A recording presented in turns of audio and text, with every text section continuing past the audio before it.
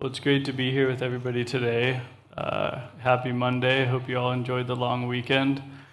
Super excited to be here with Vijay from Techstars. As you know, we both operate in a very similar space. So when they reached out and asked me to join this, I was so excited because of that reason alone. Because I wanted to be up somewhere with you talking about startups. But maybe we could kick this off. Give a little bit of introductions about ourselves and then perhaps about the company that we're representing. If you want to start. Sure.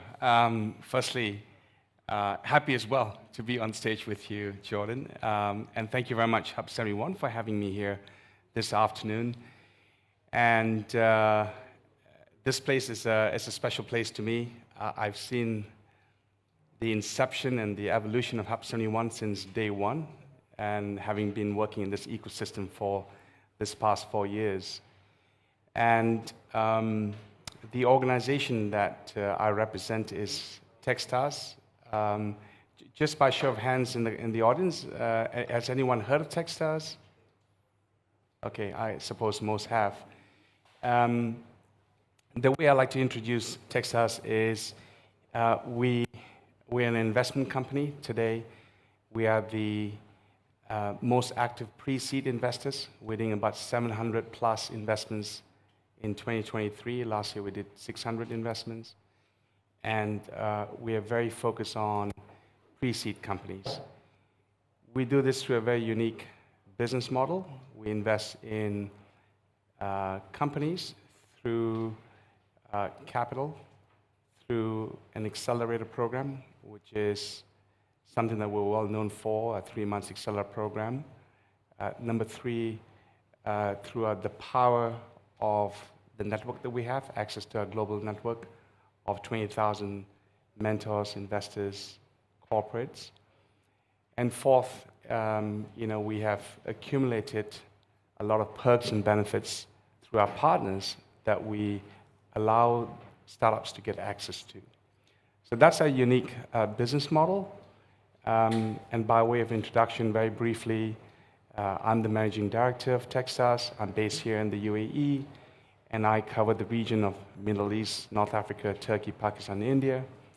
And we are very focused on sourcing companies at pre-seed, investing in them, running the programs, and supporting the ecosystem, Hub 71 being one of them.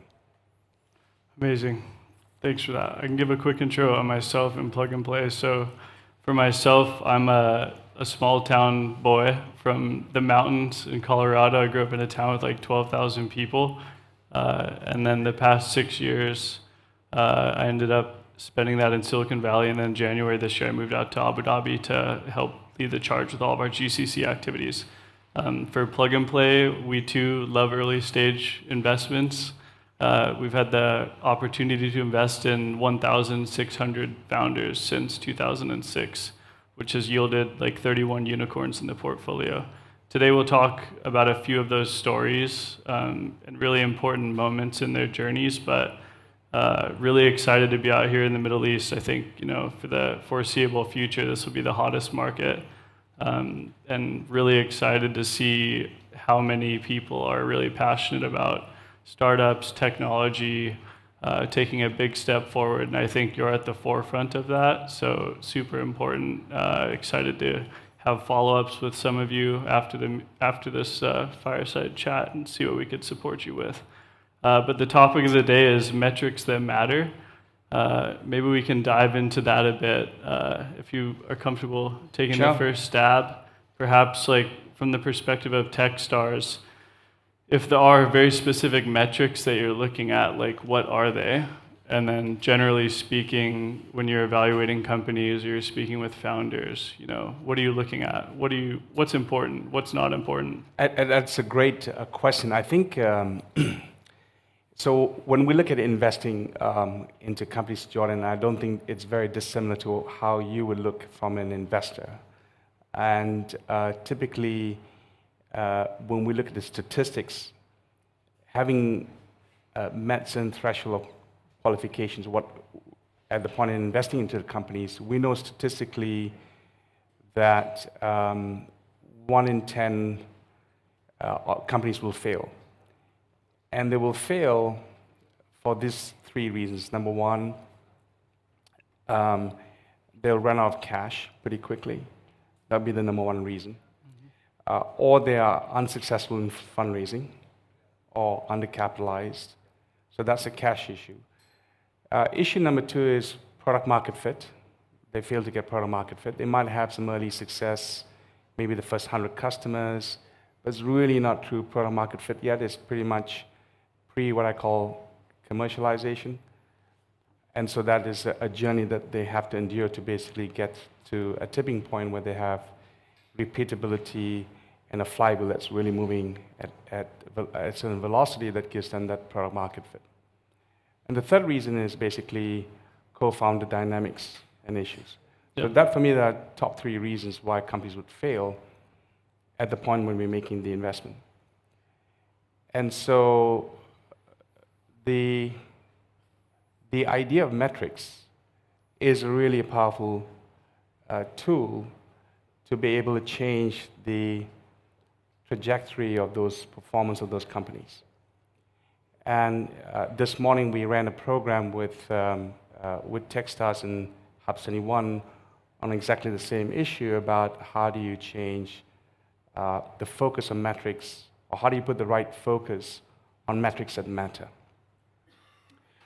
And so if we can manipulate those levers on the right metrics, I can guarantee you that the failure rate will be far lower, and therefore you see a higher success rate.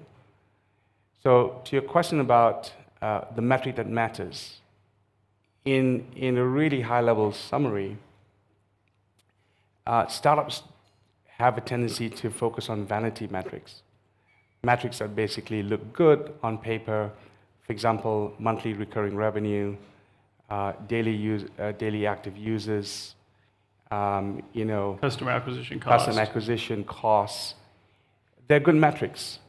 And typically, investors do ask these metrics at a pitch meeting. What are your MRR? What are your daily active users? Good conversation for investors, but it does nothing to improve the performance of companies. And so those metrics sits on a continuum between lagging and leading indicators. They tend to sit more into lagging indicators.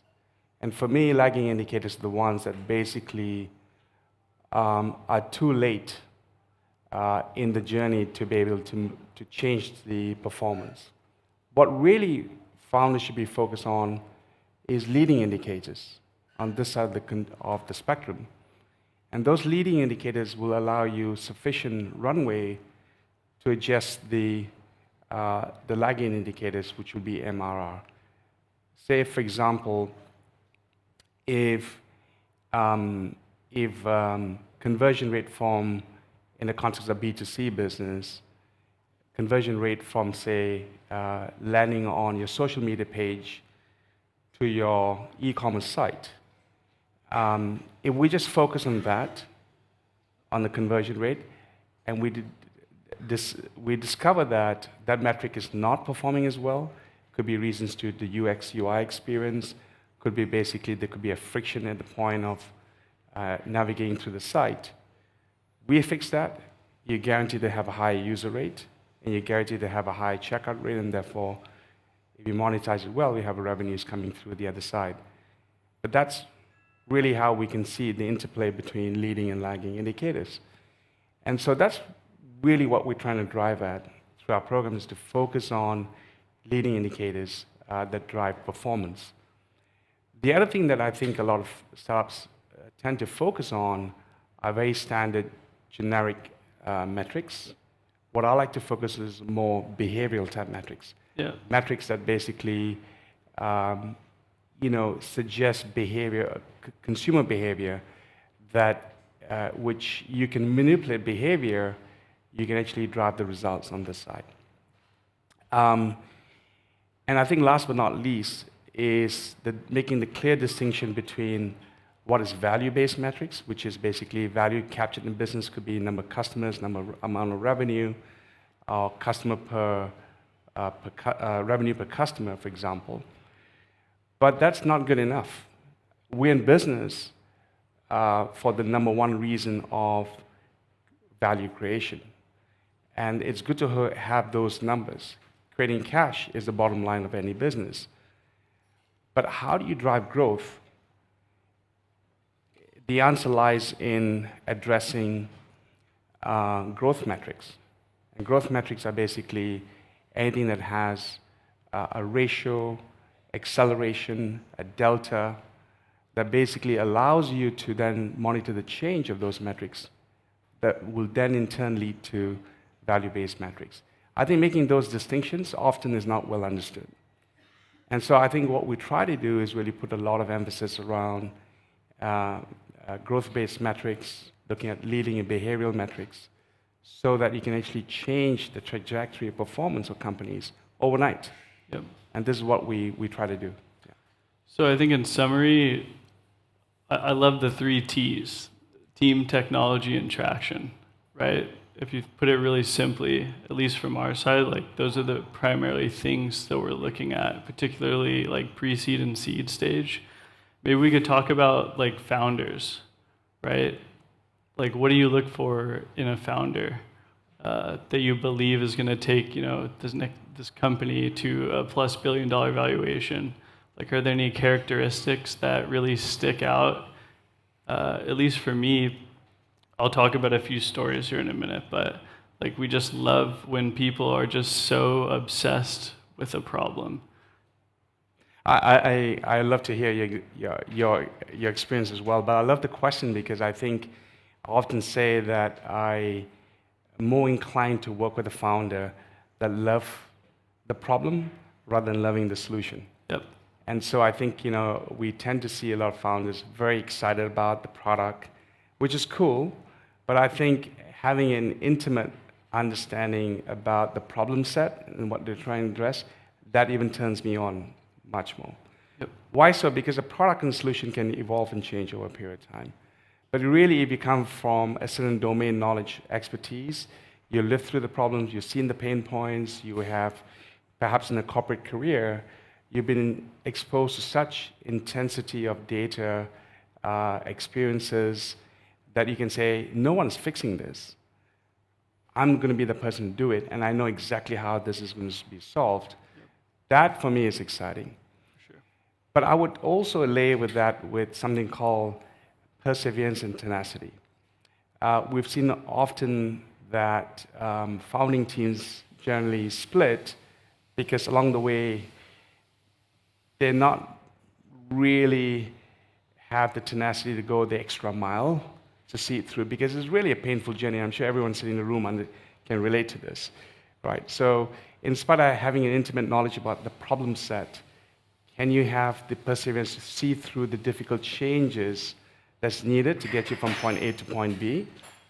And if you think about getting your first client or first POC, getting your product market fit, that's a really difficult space.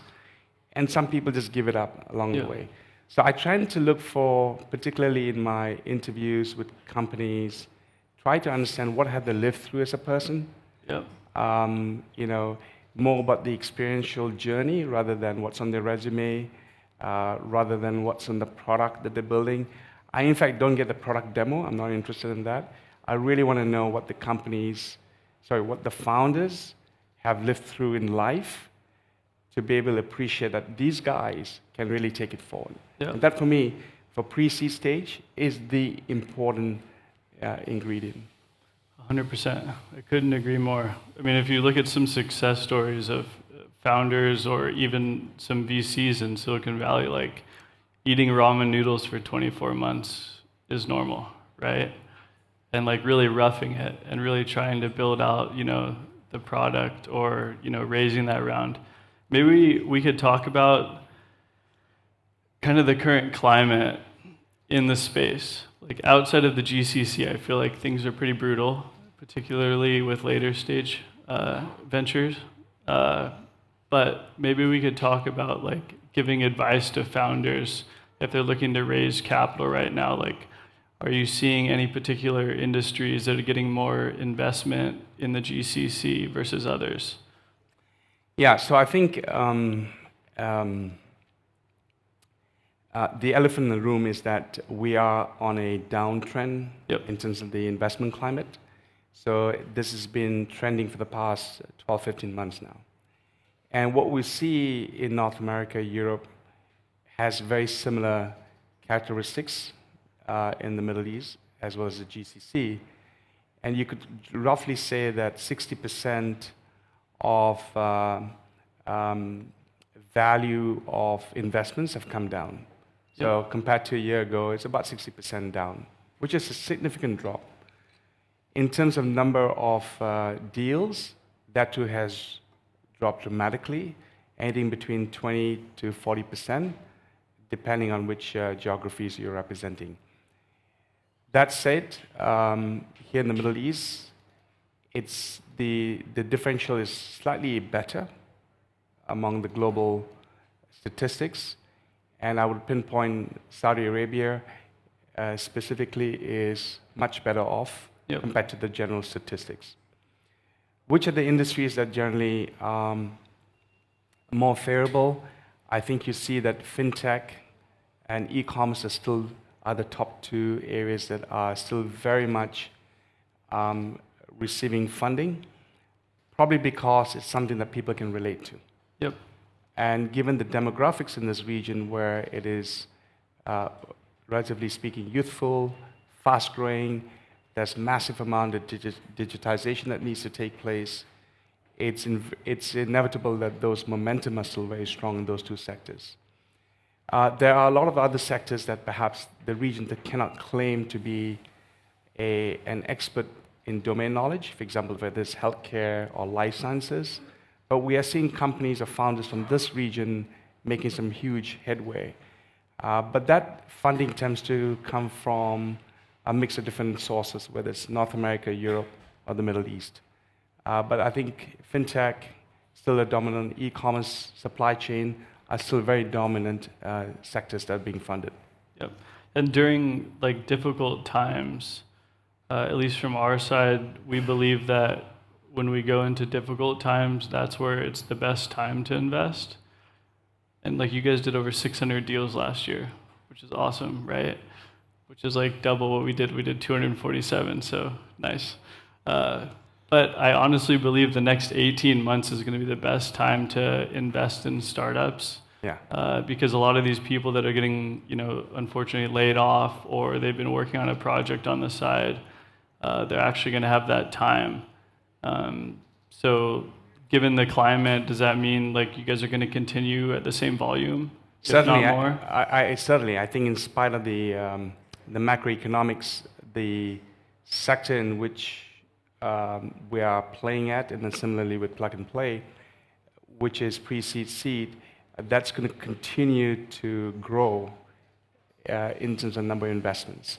So, and if I can say it, I think if you think you're launching a business today, it's probably the best time to get funded, in spite of the macroeconomics. Yep. So there's a lot more dry powder available, a lot more VCs available in the region, and even the angel community is far more energized to be looking at seed stage. I think the challenge comes when you're looking at pre-A to Series A. That's having a lot of pressure in terms of availability of funding, but more critically, valuations are down. Mm-hmm. So that's what we're seeing significantly. That's been, companies being hammered with valuations at a later stage. But pre-seed and seed is still going pretty strong.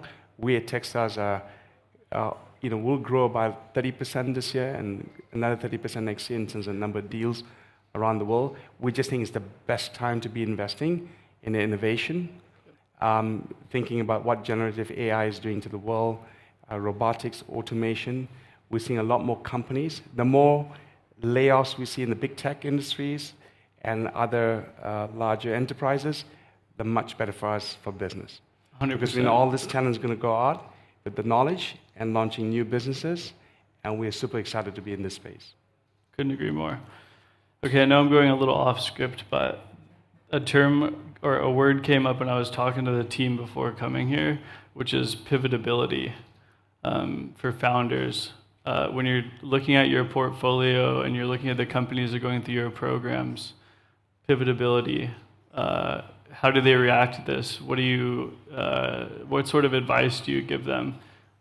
And then ultimately, I want to tell a story about a company that pivoted in our portfolio. But Yeah, I think the idea of pivot should be always front and center when you think about pivots. But pivots got to be defined. So we think about zoom in, zoom out pivots in terms of market scope, customer segment. Are you going narrow? Are you going broad? Up or down scale? Technology pivots to, whether it's a platform play or whether it's a SaaS play. You can pivot in so many dimensions. And so you have to define what pivots are. And to be in the state of agility is really the mantra of the day, that you need to be really agile to be able to pivot based on the market dynamics that you're operating in. But I think the difficulty is not that founders are not prepared to pivot. Well, there's two things. One is having the courage to pivot, because there's so much been invested in the legacy business or business model. Sometimes really hard to give up customers or give up members of the team or the technology that you have invested so much. So having the courage is a big thing. That's a barrier to pivotability. But the second is, I think not many founders do a good homework and research around the hypothesis. And the hypothesis has to be validated or invalidated before you make that decision. And so rather than just relying wholly on gut feeling, some degree of scientific data needs to be supporting the thesis on why you should or should not pivot. That is the second piece of the puzzle that's really important to be pivotable. Got it. Some might call it like founder's syndrome, right? Where you get the tunnel vision and as much information you're getting from mentors, advisors, or investors, maybe you get a no. But just having that tunnel vision where you're not actually accepting any other perspectives or advice, I think that's super important, especially when you're like building your board or advisors, that you're bringing people on board that are going to challenge you and help you think outside the box. But I think that's super important. So maybe we could talk about a few success stories we've seen over the years, whether that be companies that were one of the first checks in, or a company that you did a seed round investment. Maybe you could talk about a few success stories, or one. If you want me to start, I could too. Totally up to you. Yeah, sure. One thing that comes to mind, Jordan, is well, I won't mention the name yet, but I can relate the story because I spoke to the founder 3 years ago, Isaac. So I was in Boulder. Isaac related the story. He's well known, pure techie, decent guy. Year was 2009, and he was with Yahoo. And at that moment, he noticed that the email delivery to customers were not really getting through. So there's an issue about going to spam boxes or what is deemed as phishing on the other side. So he brought it up to upper management, and somehow no one's really interested to fix the problem at Yahoo. And so he got frustrated. He says, look, you know what, I'm just going to write some codes and solve this problem. So over Christmas and New Year, he wrote a few codes, and he had basically an MVP that could potentially fix this. And at the same time, in Q1 of 2010, he joined Techstars, and one of the very few companies that we started enrolling into our accelerator programs. And with the help, you alluded to the word mentors, with the help of mentors, he was able to then curate the business model a little bit more effectively. And his value proposition is that I just want to solve one problem, and that is email delivery. Now, between me and you, for me, it's the most boring thing to think about. Yeah. How do you solve email delivery? I mean, I'll go nuts thinking about that. But someone loves the problem, and that's the beautiful thing, right? He's so obsessed with the problem.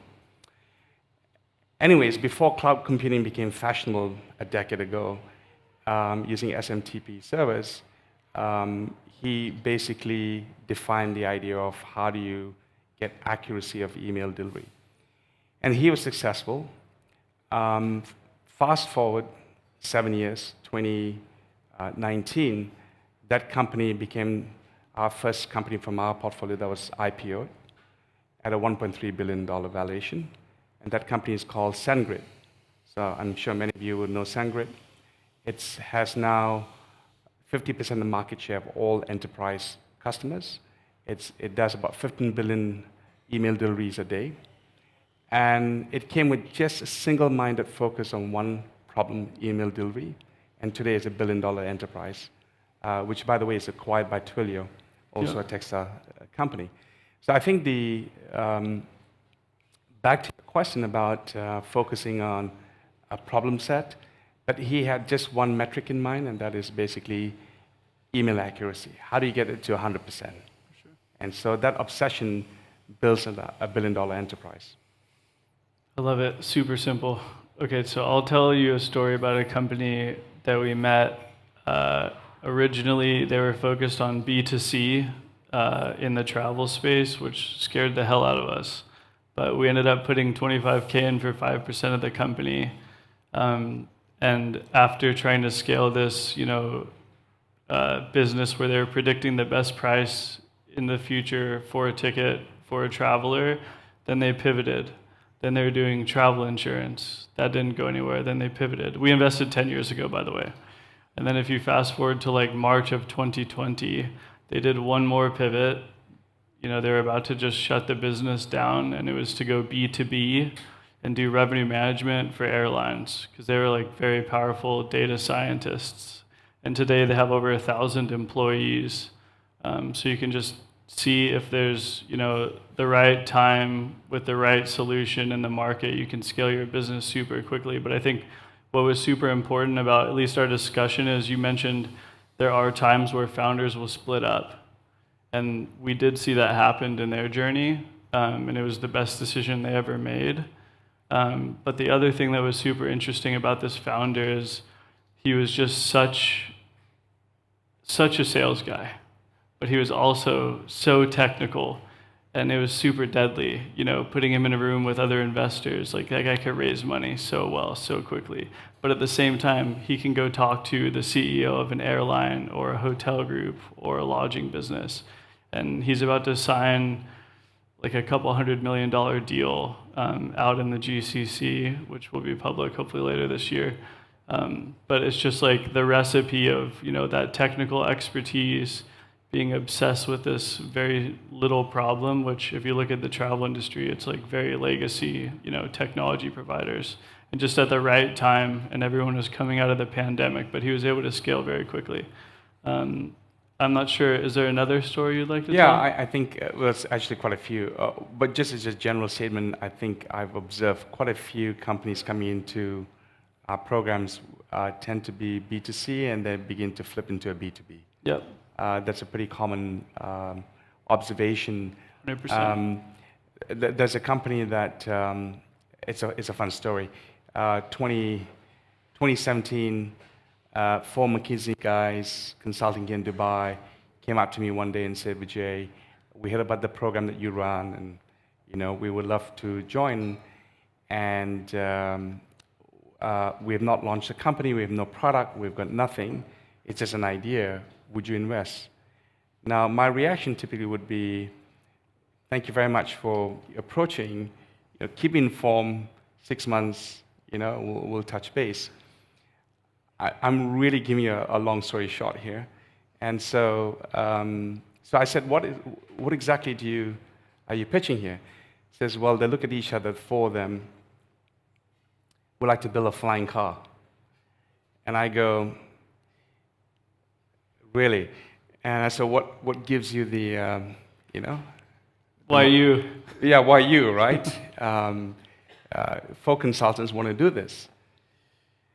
Anyway, so did you guys grew up watching the Jetsons? So that was the image that came to my mind, just walking my my apartment building and just get into a flying car. So I said, I like this idea, it's pretty cool. Anyways, they came back three weeks later. We met at Costa Coffee down on Jumeirah Road in Dubai, and I took perhaps the boldest decision I ever did. On the back of a paper napkin, they sketched what the flying car looked like, and I said, done, we will invest in with you. Oh, wow. Yeah. And I gave them a string of conditions. I said, number one, clearly, if you're going to be a founder, you're not going to be working, you're going to be full all in. Check. They did that. As soon as the term sheets came, they all resigned from McKinsey, and they were working full time. Two, I said, I would like to see a prototype in 3 months. Could you do it? They said, we'll do it. And with our limited funding, they built a prototype. On demo day, they had it's almost 2 meters long. Wow. They built the machine, and they had it there. They even had test flights leading up to that 3 months. It's pretty incredible what they accomplished in 3 months. Wow. And I say the third thing is that you got to find customers. They were not able to find customers. It was 2018. The industry was not matured, and UAE was not the place then to have all the regulations in place to be able to get that validation. So they did struggle with it. But during the program, with the work with mentors, they were able to get feedback that perhaps the biggest challenge in the marketplace is, rather than focusing on passengers, is to focus on heavier payloads for transportation of high-value goods. So at that point, they pivoted with the same machine to address things like, for example, getting a laptop or a high-value component to an oil rig, which is 100 kilometers away, or across the desert with a payload of 250 kilos. Right? So it's not a small DJI drone, as you can imagine. This is industrial machines. And so they will build this machine, but for 2 years and then 3 years through the pandemic, it was brutal. Two of the co-founders left, no customers, no one's interested, funding dried up. And then you heard what I said earlier, perseverance? Yeah. Boy, they had perseverance. Today, the company, after securing a few contracts in KSA, they're revenue positive.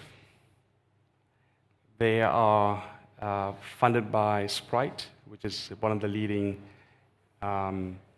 ambulance operator in the US, which is one of 6 drone operators other than FedEx, Amazon, and DHL. They have the license to fly across North America. And so this story, 5 years, it was a brutal experience for the founders, but that pivot in terms of going out there and getting the validation from the marketplace customers was single-minded. The single-mindedness not to give up, yep, and to find that addressable market that really led them to success today. I would say that their chances of success was literally less than 10%, but they get through that chasm of growth, which is really down the valley of death and cross the chasm by sheer perseverance and really doing good research. So that's a great pivoting story. I still have a job today because they survived. That's awesome. That's a really good story. Let's see. Ooh, we have some claps. All right, I'll do one more story from our side, and then we can go into Q&A. Yeah. Is that cool? Or is there anything else you want to cover? No, in fact, I think I just met someone in the audience today, Michael. Could we ask him to introduce himself? Yeah. I think he's got a pivoting story, don't you? Would you mind sharing? Here, we got a mic for you. Hi, my name is Michael Malin, founder of a company called Stasis. Work in the remote patient monitoring space. So pivoting story, let's see. So I guess we started off almost a decade ago. The idea behind it was my co-founder's grandfather was in a hospital and was in the ICU, starts doing better, and so we move him into kind of a private room. What they don't tell you is the quality of care plummets a lot when you leave the ICU. And so nurses go around every 6 hours or so and check on him. In between checks, he unfortunately starts deteriorating, and by the time they knew there was a problem, it was too late and he passed away. So that was the problem that we became incredibly obsessed in when we were studying biomedical engineering in Los Angeles, California. So we started off building like a proper full medical device and wanted to target, actually initially as a nonprofit, hospitals in India. As we went through the Techstars program in 2016 and started going into the market, realized no one really wanted to pay for that. So we pivoted actually a number of times. We still focused on the same problem, which is that nurses and doctors were always really disconnected from their patients. And we focused a lot more into the software side. We started integrating third-party medical devices rather than buying our own medical device, and building different kinds of software and analytics from there. And yeah, at this point, we've, I think, supported over 100,000 patients with that solution. Are working on going through an exit process, and I moved here to the region to figure out what I want to do next. Amazing. Congratulations. That's a good story. So it's been 5 years now since you went through the Techstars program? Yeah, 2016, so Crazy. what is that? And you're going to exit this year. Fingers crossed. Well done. Well done. That's awesome. Thank you. You had a story to share, Jordan? Yeah, I was just going to talk about one other company that we met. It's called SoundHound, which they went public last year. But I think as you're, trying to raise capital, like pilots and those first customers are super important. So like going through accelerator programs where you can get access to your first, 2, 3, 4, 5 customers are super important. This company, we were able to help all the way from day one. Back then they had a technology that you could like hum a song and it would recognize what song you were humming. Pretty cool. Anyways, they continued developing. We ended up introducing them to Mercedes and Honda, where they ended up doing pilots with these guys and then did partnerships with them and then continued to build out the technology. They ended up opening up a $100 million corporate round with Mercedes, Honda. And then now when you're driving the Mercedes, that's the voice recognition software that's in that vehicle. But just talking about persistence and how difficult it can be and how long it can take. One thing I always like to emphasize for our founders in the portfolio companies we're speaking or working with is like the focus on yourself and your well-being and your health, right?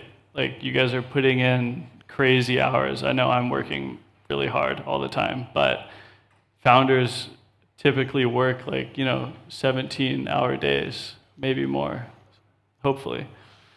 But I think focusing on your health is really important. I'm not sure if you have any advice. Like, do you have any advice for the founders in the room? I think you brought about a very important topic, which is basically... Is burnout. It's burnout. It's broad topic, mental wellness. You should know that if you're an entrepreneur, you represent 1% of the population, probably represent 80% of, wellness, mental wellness issues. I did a study once when I was the CEO of the Entrepreneurs Organization, when I was based out of Washington, D.C., and we see a high percentage of people need clinical support just because of burnout. Their work-life balance is not balanced. There's also a high risk of suicides. Sorry to bring this up, but it's a fact of life as an entrepreneur. And so I think the importance of self-care and self-love is now openly spoken about, but that should not be something you should be afraid to speak openly. Yep. And I think when I think about investing in companies, I ask myself, what is the assets that we're investing in, right? Forget about the IPs, forget about customers, there aren't many, but really the assets are the two individuals, the two co-founders. Yep. And so if the assets are not looked after, in terms of, think of physical buildings, it's not well maintained, it's not well cleansed, and so on, what have you, it's no different. And so having the founders well maintained and well oiled and well cleansed from every point of view, physically, mentally, and spiritually, is the fundamental key success factor to sustain long-term growth. It's easy to work 20 hours a day in short bursts, but you can't live off that as a marathon. You can do short sprints. So you have to think about a way that you find your own balance in terms of hours that you work in, what's the best time, what's the best routine, so that you don't fall off the rails. And I think that's really important. I know that was a curveball, but it's something I've been thinking about a lot the past 6 months. Like, what could we do more of for the portfolio or the companies we're working with to, be healthy, take care of themselves, their body, their families, when they're working so hard. But definitely something I would love to be, talked about more and more in our space. Should we do some questions? Yeah, questions on the floor. Sounds like a good. So usually when you're a startup, you have lots of metrics that you put on yourself. Traffic on the website, and then number of customers, and then growth rates, and then revenue, and so on. So what advice do you have for us when starting up, when looking at, we must have 50 metrics that we're thinking of. We want to focus on everything. We want to make sure we don't make mistakes in the first year and so on. What do we focus on at that first year? What's your business? Virtual assistants. Okay. So I think you probably have 50 metrics to look at, right? And today, the beautiful thing about AI and data analytics tools, it just spits out a lot of different metrics. So understand that there are a few things you should be prioritizing in terms of business. So one thing I like you to think about is forget about today's metric. Think about what is your long-term metric. And the term that I use is a North Star metric that defines your business and where do you want to see in 5 or 10 years. So that number seems implausible at the moment because you haven't got your first customer. How do I get my million customer, right? But I encourage you to go for it. Go for that 1 million customers. Be audacious. Be implausible. Because you need that guiding light to tell you, this is why you're in business in the first place. So for example, if I pick a brand like Airbnb, it's not the number of locations or number of bookings per day. Their North Star metric is number of nights booked, whether it's per day or per week, per month. But it defines the business that they're in, right? It's accommodation. So the first thing you want to start is what is your North Star metric? The second is then thinking about your top 5 that you can really make daily, if not weekly, changes to. So no point thinking about monthly recurring revenue, which you get only the data every 30 days. But think about, say, what you can impact on a daily or a weekly basis, particularly if you are a young startup. For example, number of impressions formed at your IG page, or number of visitors to your site, or number of missed calls that customers were not able to get through. It's really important to focus on the behavior side of the metric. And as you have a long list, then you prioritize what are the leading indicators and what are the more behavioral type metrics. That'll be your top 5. And then among your top 5, what is your number 1? And that number 1 is often called the one metric that matters today. And that could change in 3 months, or that could change in a year's time, because you know that if you really focus hard on that one metric that matters, it's going to elevate the game to a certain extent that everything else will become easier. All right? So I know I've been very ambiguous about which metric, because it's really hard to tell you like this, but I think of it as not lagging indicators, think of it as leading indicators. That's a good guide for you to start with. Thank you. No, that really helps. Thank you. Hi. I want to ask one question. Do you think that, what do you think about SEO? And SEO deserve the investment in it? Search engine optimization. Sorry, could you repeat? Did you say yourself? SEO? SEO, yeah. Okay. And what was the question? Do SEO deserve the investment in it? Do SEOs deserve an investment? Yeah. I'm sorry, but I don't think I followed the question. Like, do you see that SEO, search engine optimization, and inside the startup business processes, it's valuable investment? Well, what I can say, I think SEO is a great tool, but it's not necessarily a strong performance indicator. It's just a tool to tell you how you're optimizing search functionalities through keywords and what have you. So depending on whether you are heavy on, generating awareness on the web, and I think maybe SEO is a good tool to use. But it doesn't strike me at a business level to be one of the top 5 major metrics. And again, it's hard to generalize. It really depends on where you are, what business you are in, and what are you trying to solve. Are you trying to solve stickiness, virality? Are you trying to prevent churn or retention? And all this could have different metrics, right? And assuming this is a B2C business, maybe. Yeah. That's the way I would think about it. Yeah, thanks so much. I think there's one in the back. Do you want to come up?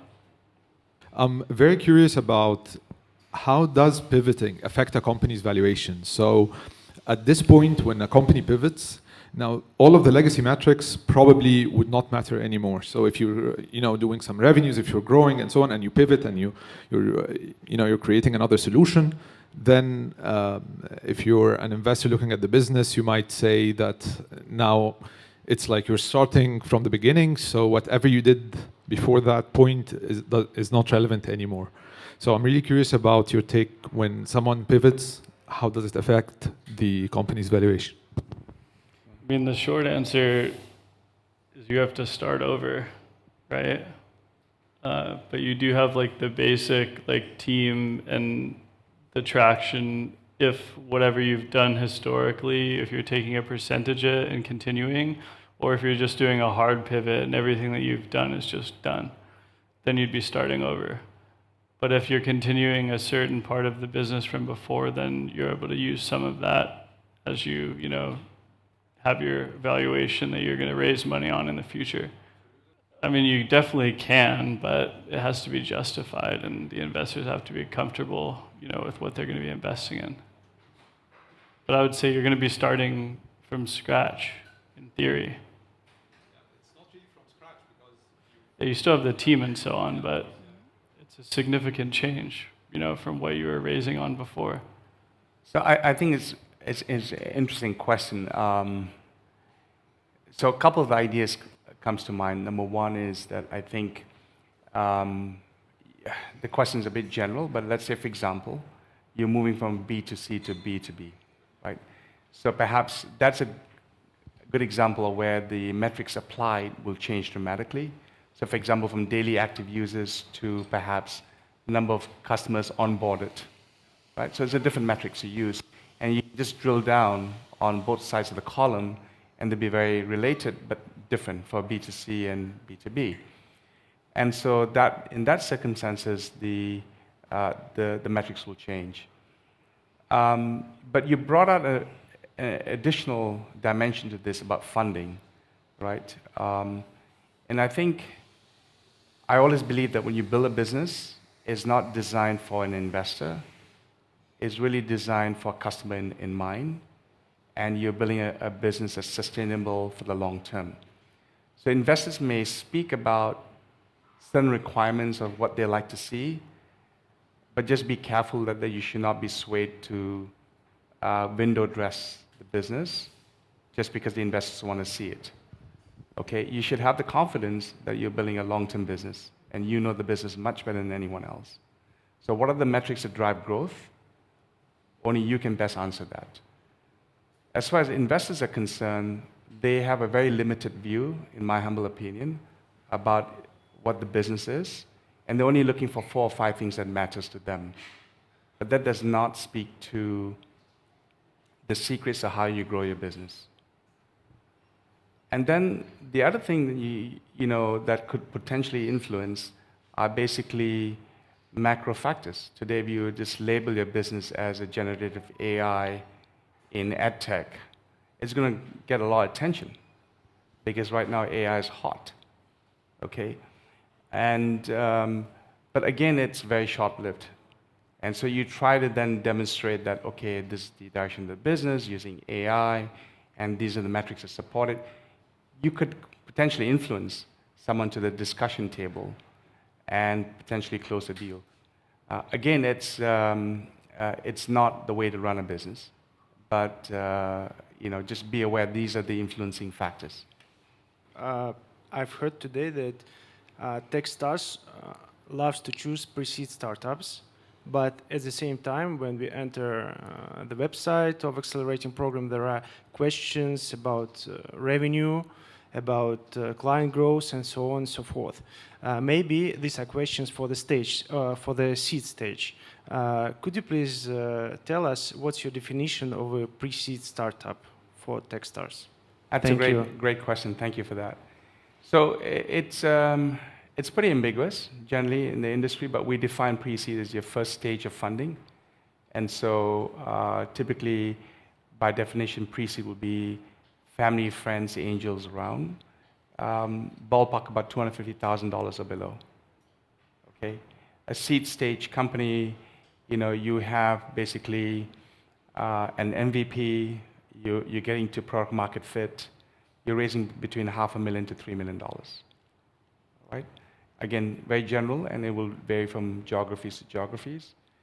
And so when we ask in the application form, do you have customers, revenue, we're not expecting you to have clients, customers, or revenue, but many do and some do. And if you don't, it's not by any means a mark against you, because what we're really looking for, and I think, Jordan, you spoke to this earlier as well, in a very similar way, we are looking for the caliber of the team, so that's talent.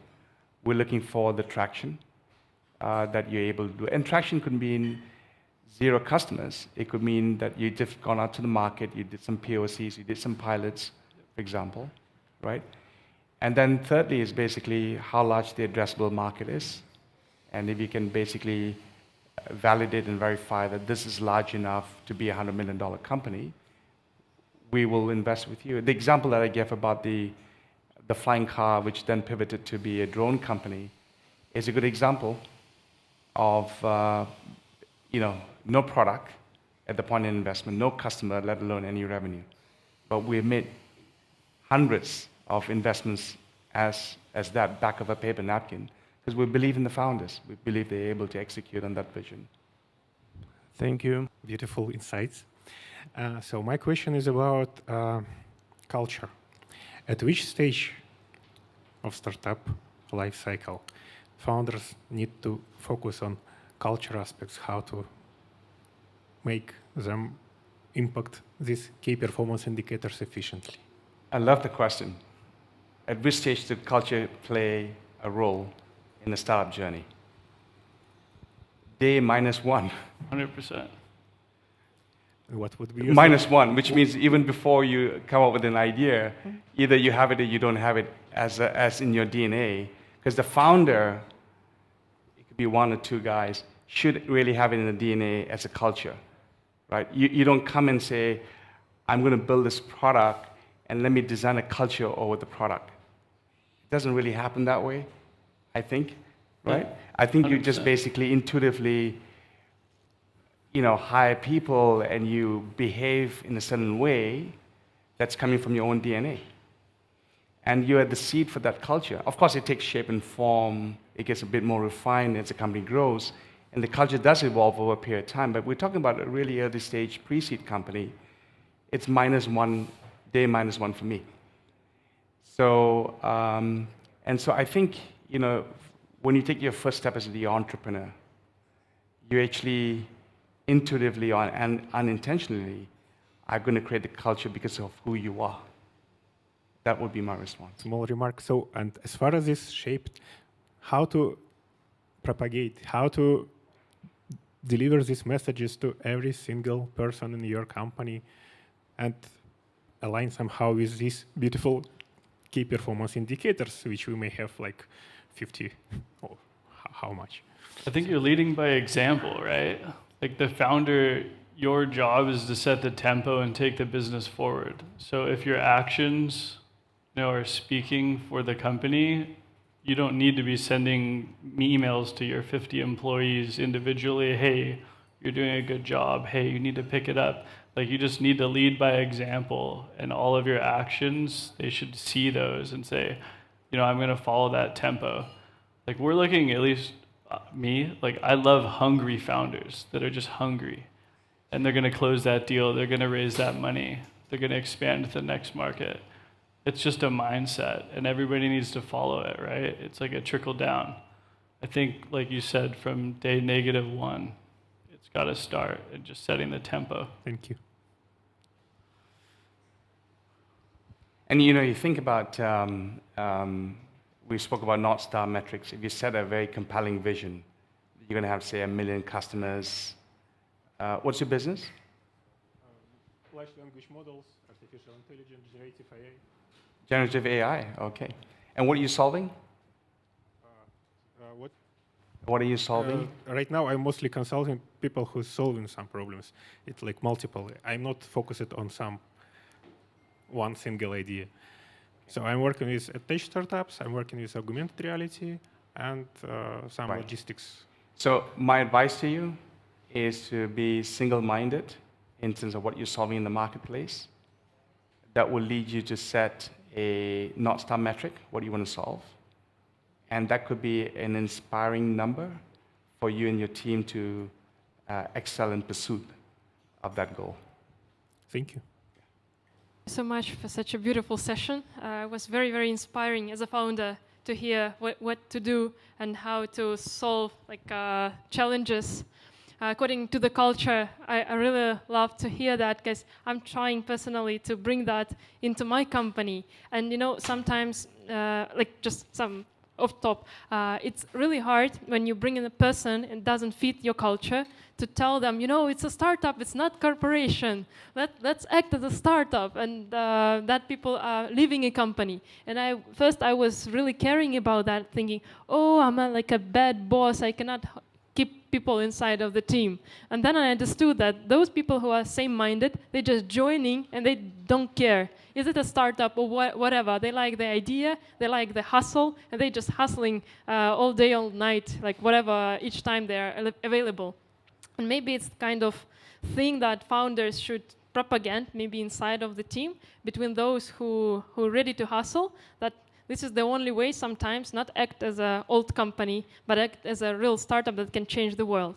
But my question was, and maybe someone else found that a little bit interesting, do you guys compete for the startups here in the region? I mean, Plug and Play and Techstars. Good question. I mean, we have a lot of portfolio companies together. Like there's a company called Axel, which we invested in, I think, in 2019 or 2018. But before we met them, they went through Techstars.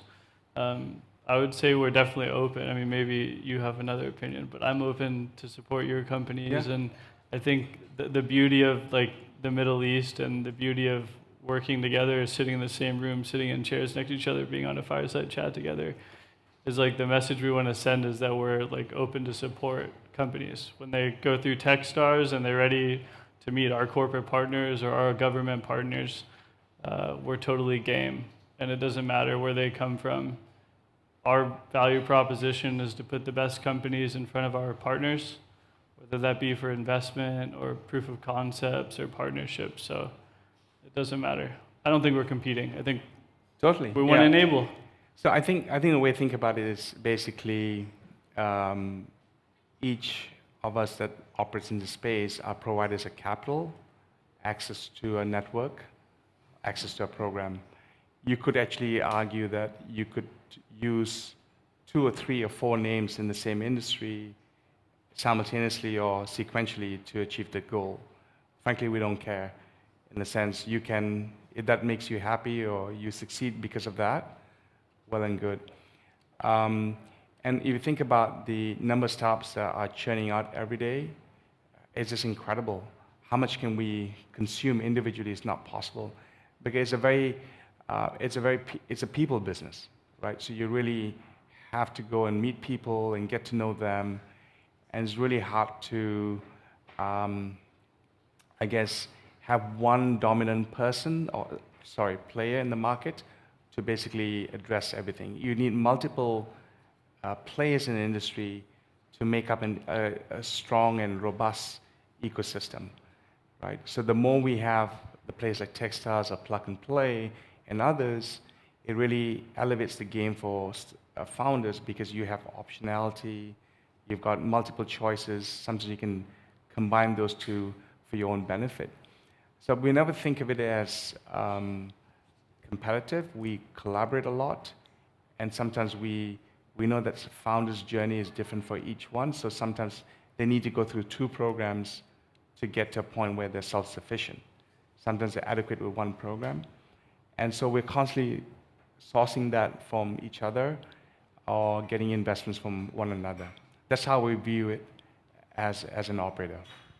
And many times it's beneficial for the startup to work with both of us, right? Like we have 800 partners around the globe, and they have probably 1,000 in different markets. And many times, you know, the corporations or the governments will work with one of us and not both of us. So it definitely makes sense for the startups to, you know, work with Techstars and Plug and Play. Last question. Female founders, female type of leadership, and actually investors, women. There are a lot of different programs right now. Let's say Cost has zero equity program for female founders. Techstars, I think, also have different kind of programs supporting women entrepreneurs.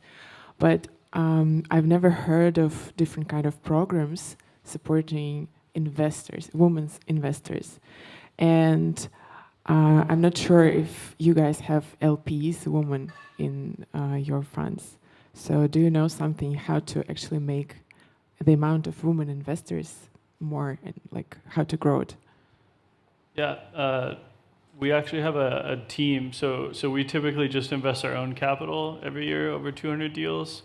But we did launch a program in 2019, I think, maybe 2020.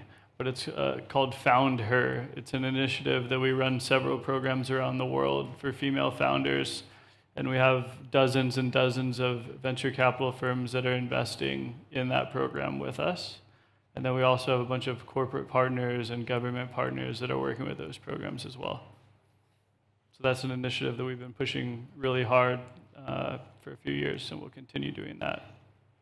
So I think the context of that question I sense is that, you know, less than 2% of startups get funding around the world, which is a sad statistic to say. So less than 2% of women-led companies get founded. At Techstars, I think we are, if you look at last year, we've probably close to 23% of companies have a female founder. In my most recent investment, which is about 2 months ago for the Riyadh program, a class of 12, we have 6 female CEOs. That's 50% of our class are female founders. The challenge is not from the lens of discrimination or unconscious bias. It's basically a mathematical problem that in the funnel of people applying, they're so skewed towards male dominant founders as opposed to female. And so the problem is not the end of the funnel, which is where we're investing, but female founders or female entrepreneurs coming into the system is severely lacking. Either as a career as an entrepreneur or starting a business. I think over a period of time that will be solved. And so that's one piece of it. At the end of the other side of the funnel, which is VCs investing, there are a good number of VCs here in this region that have singularly focused on female founders, and which is great to see, and I think that's also quite evident across the world now. But to be perfectly honest, when we make a selection of a company to invest, we're not giving any preference for any gender. We're just saying, you know, are you a great entrepreneur, right? And we make a decision purely on that. So there's no preferential treatment for any specific gender. That said, though, we're working harder to get more applications which are more that are underserved, communities, whether it's gender, race, nationality, or just that some communities don't have equal access. So we're working hard on the access issue as opposed to the investment issue. Because the investment issues, we don't have an issue by way of us making any decision. We're very conscious about it. And in our screening committee, which we have assembly of people that are working in the programs, you can see readily that 50% are female representation. Either they are founders, either they're investors, or ecosystem players that are representative in our decision-making process. Our CEO, for example, Maëlle Gavet, she's a female. 50%, 66% of a C-suite are female, right? So gender at Texas is never an issue.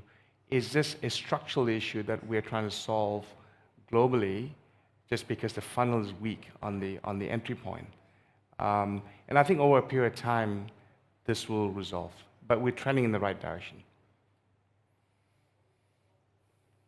Alrighty. Well, I think we're going to wrap it up. Vijay, thank you so much. This was a blast. We had a lot of fun. I did. That was good. We should do it again soon. Yeah. You guys had a good time? Good. Awesome. We'll stick around. Thank you.